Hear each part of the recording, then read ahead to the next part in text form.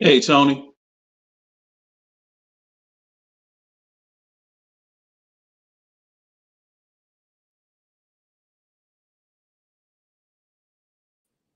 I'm on telling everybody about the CBD, man. Okay. Yeah, what's going on? Let me get back onto the tab. Hold on, Dave. My phone acting up. Man. Oh man, come on. No. Man, We are give me my live here on the tab. TD Report, waiting for Tony to get ready to go. I'm hosting tonight. I'm David Combs. Tony's over here to my left. Big Tony, what's up? What up, bro? Everything is everything. I'm just Listen, on we've here got a lot letting. going on, and I know what's up. I know we've got a Thursday game tonight, so we won't go as long as we. Hold on, Dave. Don't just say we got a Thursday game like it's a regular old game. Don't even do that. You talking about a Thursday game. This ain't no just regular Thursday game. I don't know what Jerry. I don't know if Jerry has pictures. What are you talking I don't about? know if he has pictures of Roger Goodell playing cards with Satan, but somehow they get the Thanksgiving game Sunday off. They're going to play tonight and Sunday off again. Listen, they get a Thursday, Thanksgiving, then they get another Thursday. That's what they've been doing because that's the only way Amazon gonna get Dallas on Thursday. But they never have to play a short week like everybody else. They just played the short week before Thanksgiving. That wasn't really a short week. They played on Sunday, then played again on Thursday. So did the other team. They played on Sunday, then they played on Thursday. Okay. Look. They got screwed with the short week. Jerry is a master of marketing in a way that most of us can't really even comprehend. I think when Jerry does finally retire, when he does, you're going to start hearing stories about, the reason we have games on this particular date, or we find out that, Black Friday football, that was Jerry's idea. I mean, Jerry has done a lot of things for pro football outside of Dallas, for the other owners, his business partners, to make more money. That's why they make money. Now, we didn't talk about this last week, guys. And again, hit the like and subscribe button for us, everybody. Me and you didn't talk about this last time. Black Friday football. Hey, Cody. What's up, fellas? It was a Star Trek. Check Black Friday football. Amazing concept. I love it. What did I tell you, Dave? I'm always thinking outside the box. What did I tell y'all? Black Friday football is probably the greatest idea ever. Okay, so let's people so we can understand. Black Friday has nothing to do with black folk. It has to do with the business going from red to black. Okay, that's right. So in business, and you're thinking old school, where everybody used to go rush the gate and get in and get the sales. Guess what Amazon did? They went to where Black Friday was created, New York City, and they said, we're not only going to put a football game on, we're going to put a football game on our network, and during the game, we're giving you the best deals possible on Black Friday so you can sit right there and shop while you watch football. Right off your you can shop right off your phone. Yep. It's right brilliant. on ads and everything. Yep. They had ads, everything. Man, off your phone, off your iPad, it don't matter. It's brilliant, guys. That's brilliant. You saw my Facebook post. I said I loved it. I didn't even care that the Jets were playing. Dude, it didn't even matter. Nobody even knew who played. Nobody didn't cared. matter. It was football, which I should start calling crack ball, because this country is like on football. They don't care what team it is. You're right. It's let me pull that comment back up. Football is life right now. Absolutely. Absolutely, Ali. Absolutely. He's right. So we've got Dallas playing tonight. Now, this is an important game because the Seahawks do need this game, and so does Dallas. Dallas sits at 8-3, second in the NFC East Division. They're the fifth seed. They're kind of locked into the fifth seed. It's probably like an 80% chance to get the fifth seed. But here's the interesting part.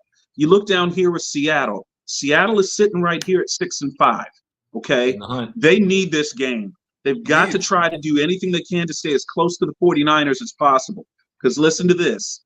If you look over there in the NFC North, the Minnesota Vikings are sitting at 6-6. Seattle can't afford to lose this game. So Seattle's going to have to come out and play. Dave, let me explain something to you so you guys understand.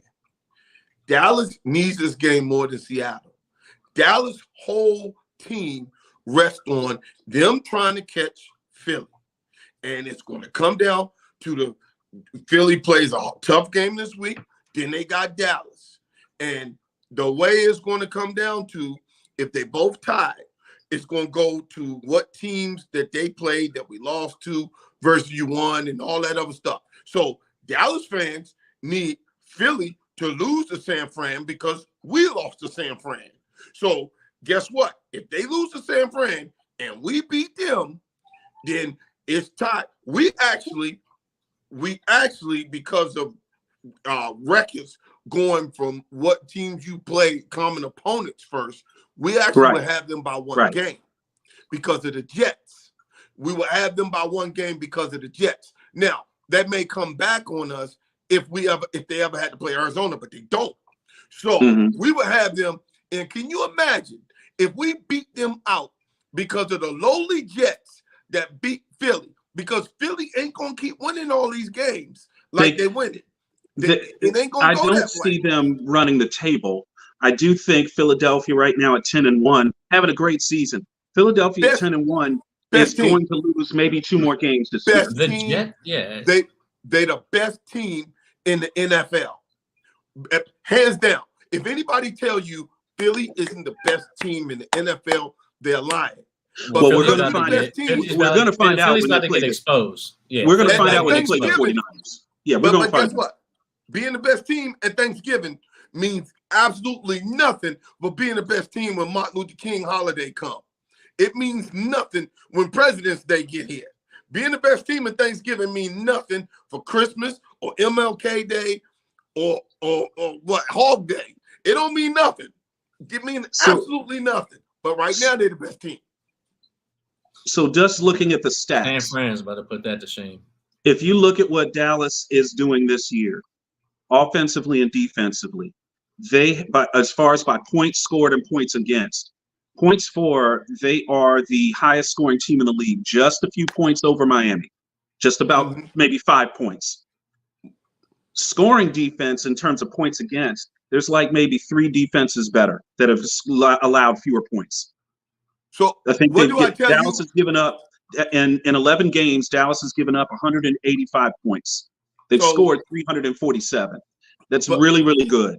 But no, that's smoke and mirrors. You only judge Dallas off of 2 games: 42-10, 23-28. That's who I judge Dallas off of. I judge them off those 2 games. Now, the first game against San Francisco, they sucked. They showed you they had 3 offensive linemen out.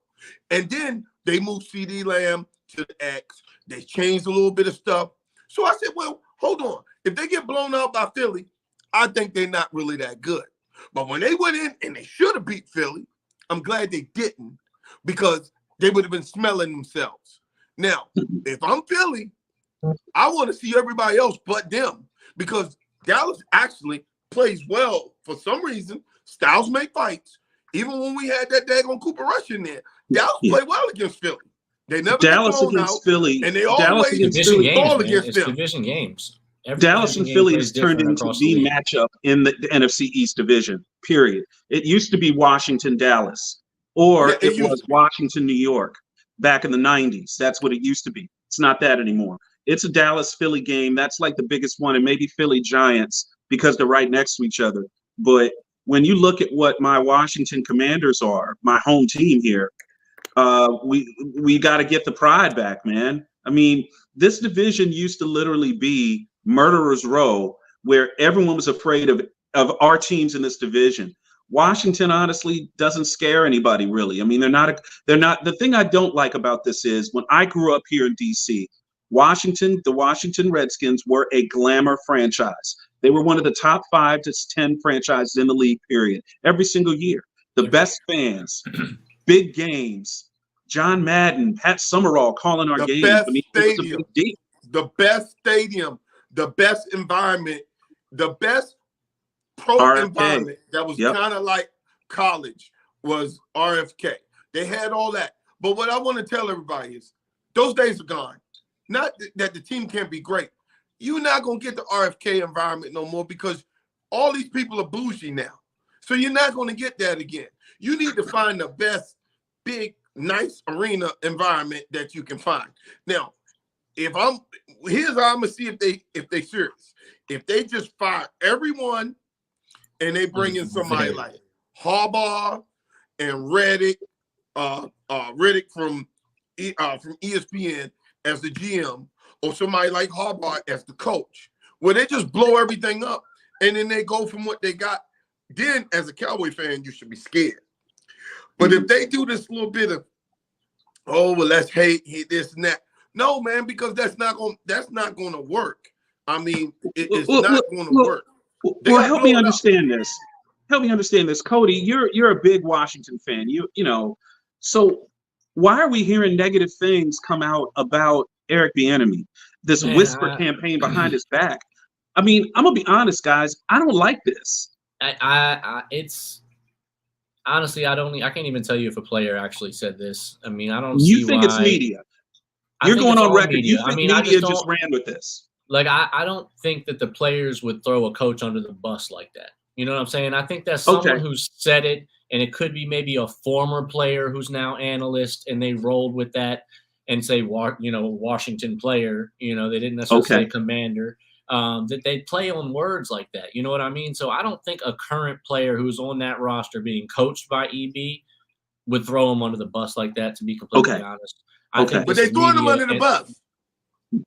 Somebody is saying something. And you know what? Somewhere, but I mean, Cody, you said it the other day. You said they're going to try to let Ron retire. They're going to. That's what they're going to do. So we lost him. But yeah, what I was saying the other day to him on the phone was, I was saying the reason why Ron isn't the reason why he's not fired, because he should have been fired many games. But for some reason, he's being nice because he's buddy. Something that I can't touch about EB. There's something that's not right, Cody. I don't know what it is. He's done it. Listen, guys, we're talking football. He's done a hell of a job with Sam Howell. He's been incredible. But listen, Tony. Sam Howell and put Sam Howell in a new offense. That is a new thing. You might as well trade Sam Howell and get one of the new top 5 picks and get a new quarterback and start over. My point with that's EB just is me, this. because I don't want to take this kid here, take him from this system, bring in a new coach, don't have the same OC, start over. Either you're gonna put EP as the head coach, don't bring another head coach in and put regardless, EP as OC, put EP a head coach, CK, and then go from there. And let Cody get in on this. Get in there, Cody. That's my point. Is just because if EB has been constantly slandered since he's been in KC and taking head coach jobs. Oh, you can't hear me? Can you hear him, Dave? I got him. I hear him. Go ahead, Cody. I can hear him. He muted. So go back on, Cody. Check. Okay, you're back now. He's back. He's trying to get the sound right. Yeah. So what Cody is? Can you hear me? I can. Go ahead. Go, Cody. Yeah. No, I was just saying. So EB has been basically slandered. Okay. Cody's being muted, but what I said, and this is from a football, not a Cowboy speaking. If you're gonna keep Sam Howell, if you think he's your quarterback, then you take EB and you hire him as a head coach who's kind of like Andy Reid, offensive coordinator, and let him pick his D coordinator and bring in a GM who can fit to what EB's. We know it works because it worked at KC. So we know it works, okay? if you're going to do it that way. If you're going to get rid of EB, then you get rid of Howell, Woodham, trade him, and go after one of the top young quarterbacks and just start over. Okay, so let's talk about that. Washington sits right now in the 5th spot, okay? They're going to probably be too low. They're going to be too low to get Caleb Williams. Caleb Williams is going to go in the first 2 picks. It's probably going to go first. I still think Chicago picks him at 1. I still think the Chicago picks him. Check. There you go. You're good. There we go. Fine. So I still think Chicago picks him at 1. And then I think at 3, with their second pick, they're going to pick. Christy says she hears you. I still think they're going to end up picking Marvin Harrison Jr. at 3. That's what I think is going to happen. Pretty much every mock draft I've seen, that's how it's gone. Who's that, Dave? So go ahead, Cody. What do you think about the Redskins? The mock draft. Redskins taking Marvin Harrison at 3? No. What do you think? Should they blow it up? Should they keep EB and Howell? What do you think? Well, that's the thing, Tony. That impacts the draft.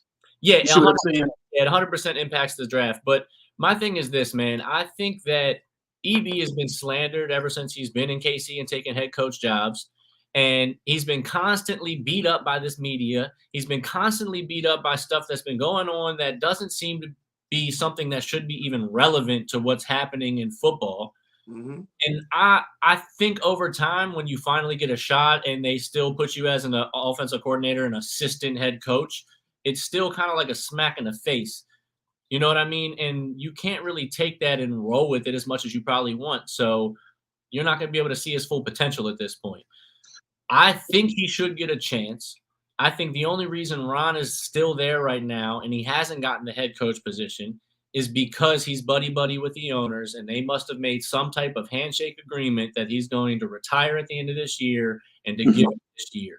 And that's why they said, okay, well, we'll bring in Eric Bieniemy and make him the assistant head coach because you're on the way out anyway, and we're going to go ahead and just give you this year you want so you can retire rather than being fired. And I think that's the only reason he's still there. But I wouldn't be against giving EB the head coach position, clearing house and letting him choose his own staff and keeping the same system here in Washington and letting him build around that. It's only his first year here. These pieces were already on the board when he came into the game. So if you give him a chance to clear it out, set his own board up, and figure it out, we can actually see what Eric Bieniemy can do in the NFL rather than just coasting off of what he's done in assistant coaching positions or coordinator positions, which, to be honest, if you look at the numbers, is great.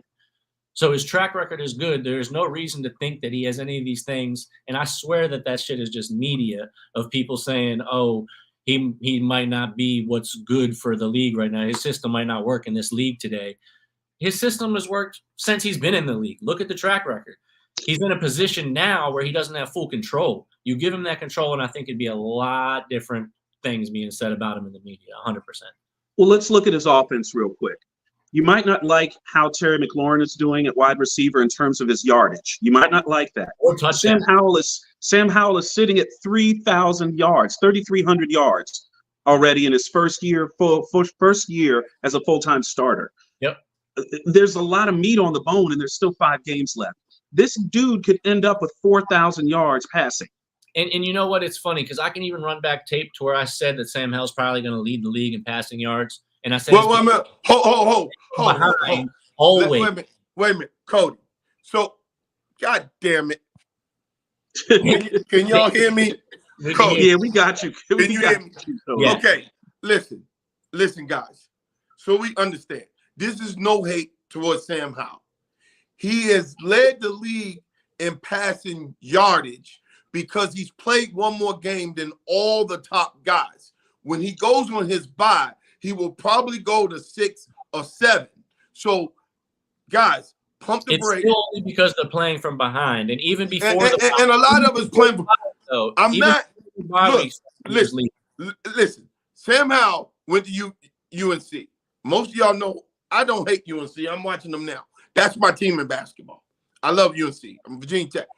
But Sam Howell, and I'm gonna say it here so we can do it. If they keep EB and they keep Sam Howell and they clear the board and let him bring his people in, the Washington Redskins will be competitive next year, or the Commanders, or whatever you want to talk about. If they just blow it up, it's going to be a typical blow up. You have to rebuild everything. I think EB is the best guy to build around. Why? Because if it's a little bit of truth in that the players don't really like him, that's a good thing. I don't need my players. Right. Ain't nobody like Jimmy Johnson.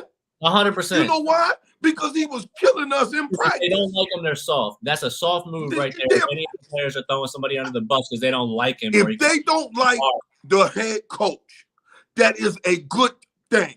Because guess what? He is busting their ass right now. And that's what they need. Because you in a division where Dallas ain't going nowhere. Philly ain't going nowhere. Philly ain't going nowhere. Giants ain't nothing but a hop, skip, and a jump, a quarterback away from being right there back in it again. So hey, man, Tommy DeVito, baby. What's up? Listen, DeVito. Tommy DeVito. Let's go, whoever. Baby.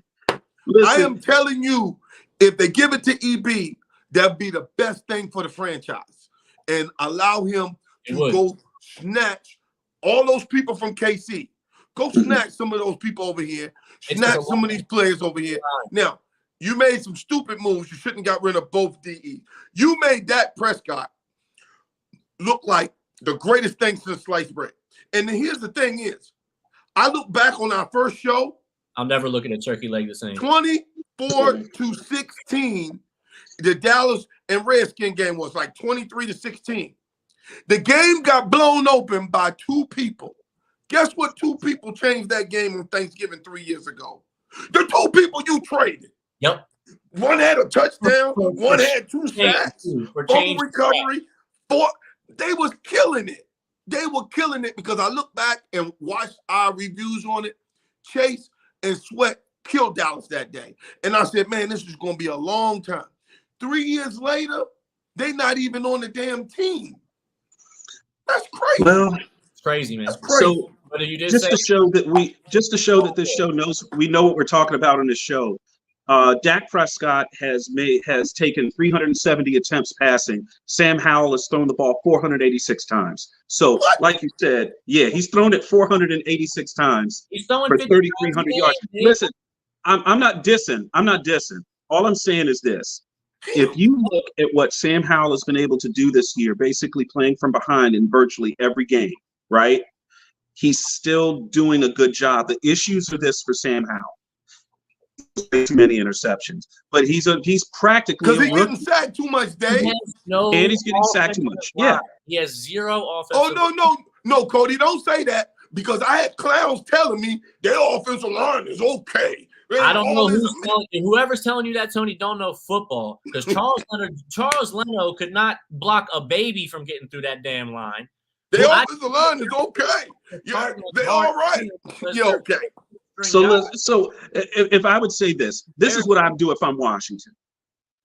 If I have the 5th pick, either one of those two tackles, the dude from Notre Dame or the dude for Michigan, if either one of those tackles are there, that's my pick. That's who I pick. I plug them in at the tackle. And you know, I put up a little mock earlier of who I think they're going to be taking. If the season were to end right now and we kept it at the 5th pick with the other picks that we haven't traded from the 2 top first round guys that we got nothing for, but we're taking Olu, the tackle out of Penn State at Fashanu. He's from Gonzaga High School here in DC. Taking him all day long. That kid is a straight beast. He is a wall. I got them taking a DB in the 2nd round though. Oh my God. DB. Yeah. You better go O-line. See, Cody, this is where Washington taking a splash in the O-line and a free agency. Okay. Cody, you're right. If they get in the free agency. So that people understand. It's expensive.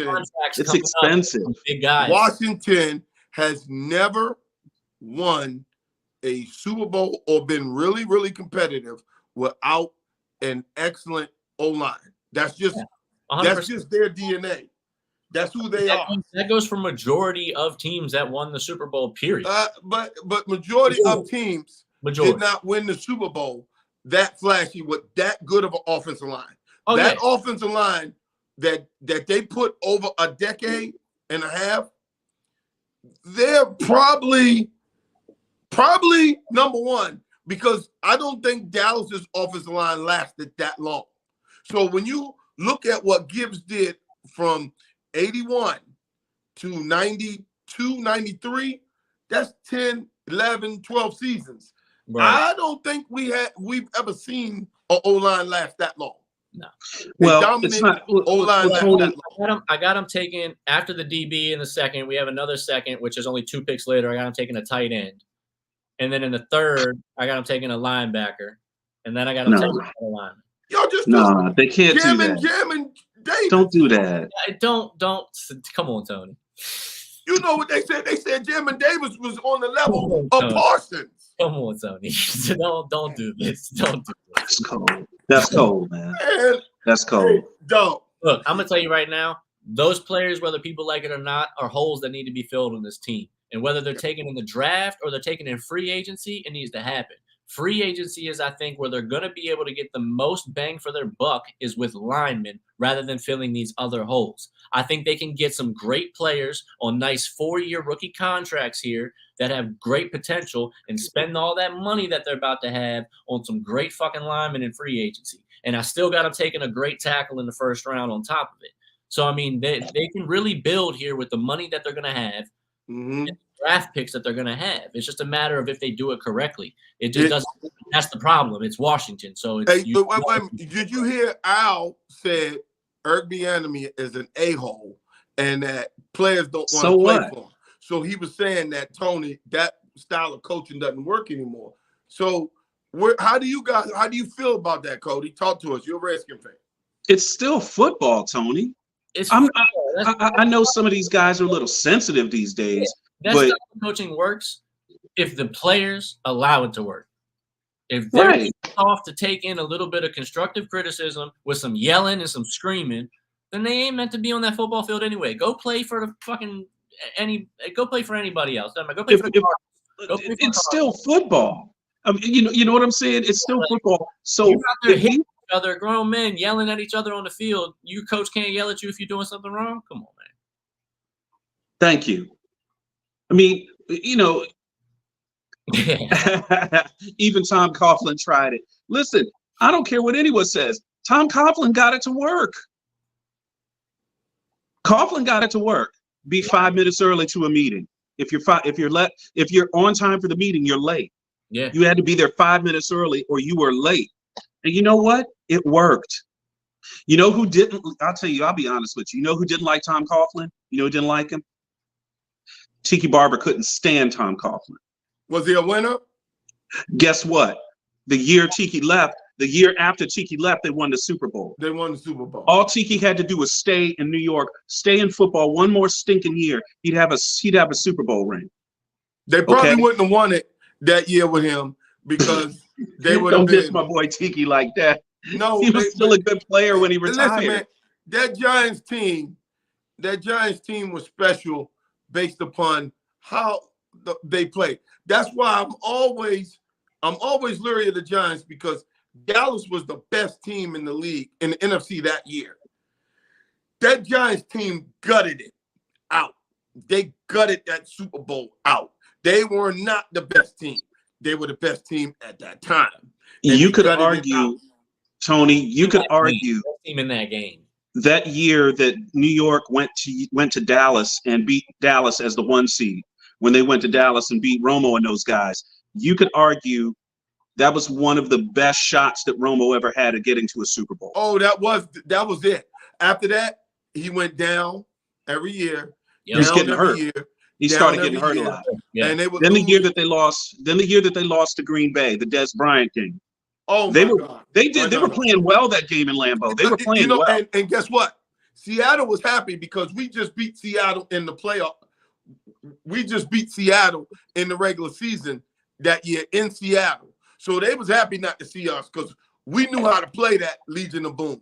And they were pretty good against them.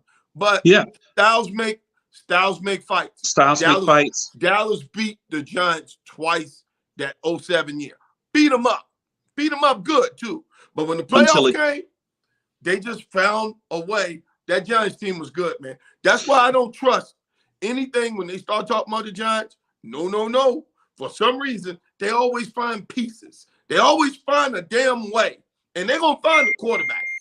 And when they do. If the Giants find, let's think about this for a second. If the Giants were to find a quarterback, do they have the defense and the offensive players around a quarterback to win games? The Giants find ways, man. They will be just fine. They'd be just fine with Dabo's coach. They'd be just fine. Let them find a quarterback. And you're going to see the Giants are always in game. I don't know what they do. Their franchise is just so solid. It's the Mara family owns that team, so solid, they're going to figure. They're good ownership. At some point, yes, they're going to have down periods.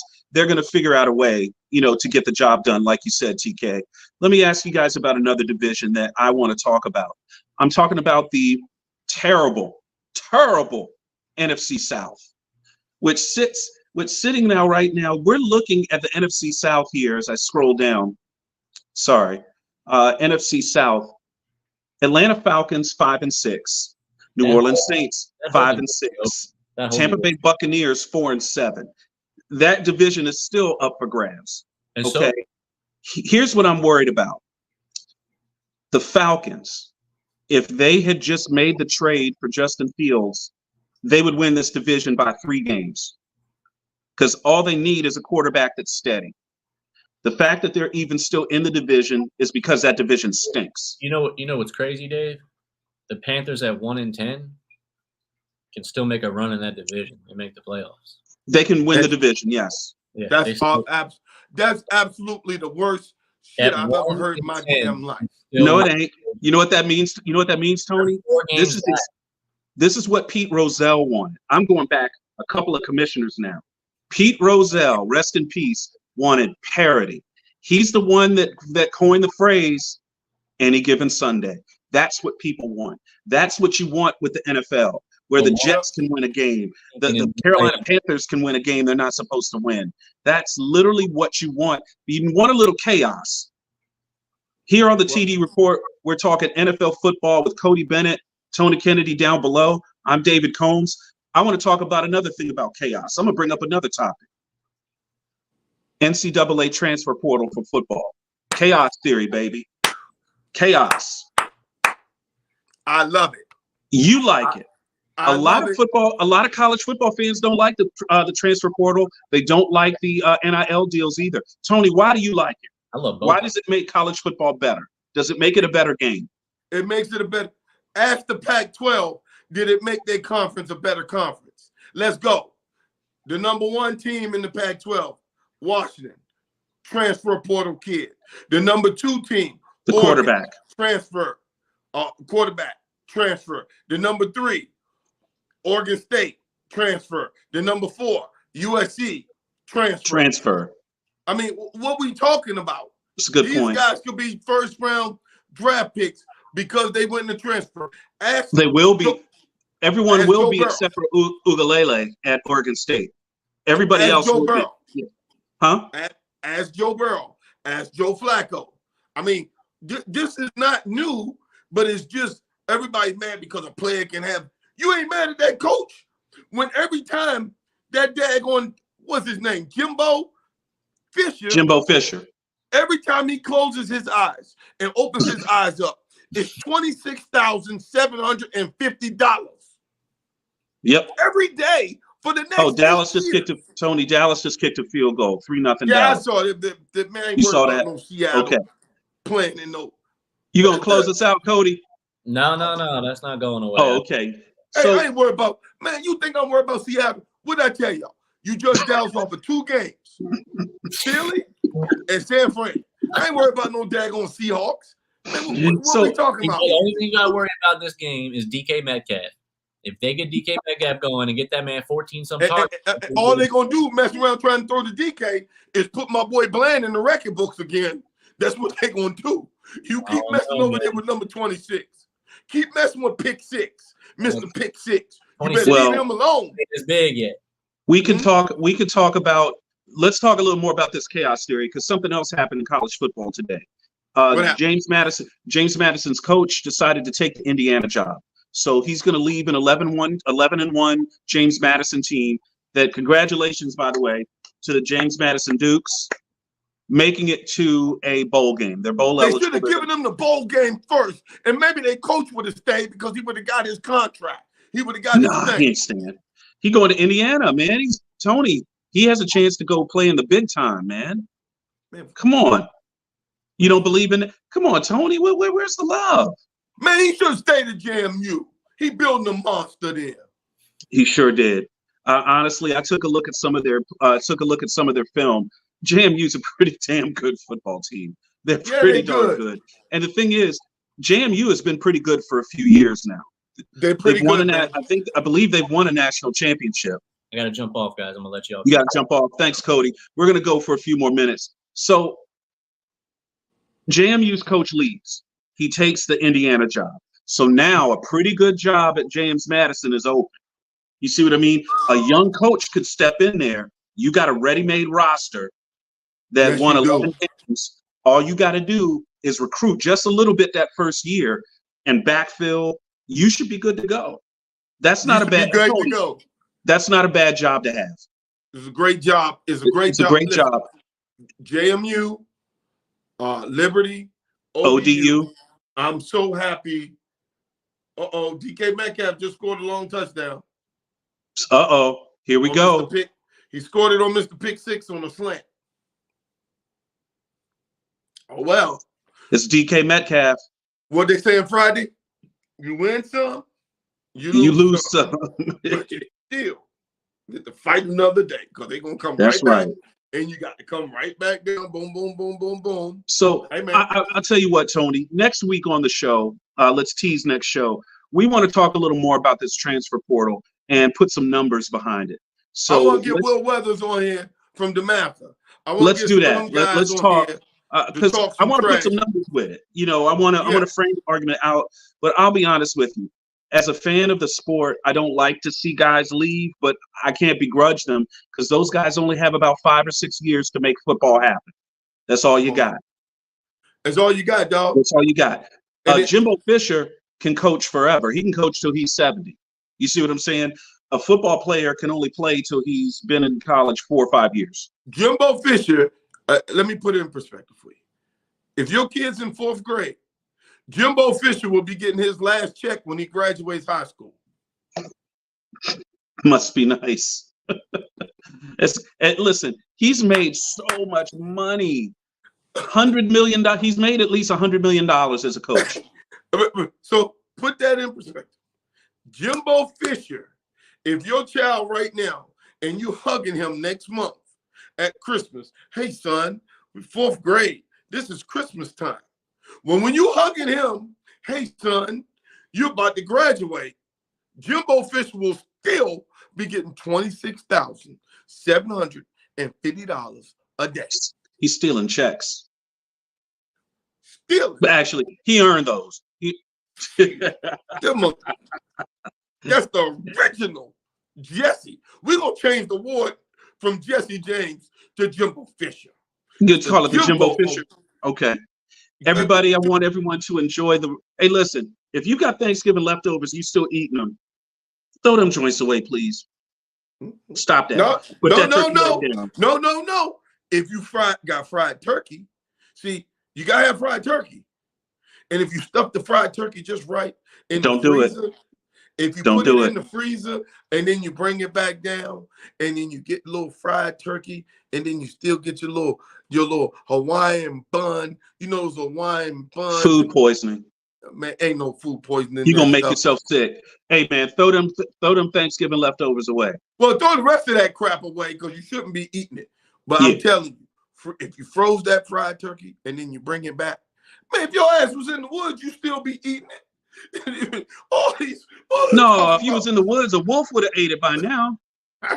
Let him get the stomach ache, not you. Hey, if you was in the woods, let the wolf get it. You done buried a month ago. That's a whole adult wolf, Tony. Let the wolf eat it. No, sir. I appreciate you, Tony. Thanks for being on the show tonight. We're going to try to get Colin Gibbs from St. John's on here. Me and his dad, we trying to link it up, trying to work Hey, it man, out. we'll link it up, man. You know We'll how catch we him. do. We're gonna talk. We're gonna talk NIL deals, and we're gonna talk transfer portal on the next show. Wait a minute, Dave. To all my friends, Fitzgerald Cody's viewing is tomorrow night. His funeral is Saturday. So again, to Fitz, my man, you were there for the first show. Me and Dave sat right there. You ran the sound and gave us thumbs up and everything for the first show. My man, love you. See ya. See ya. Thanks, Tony.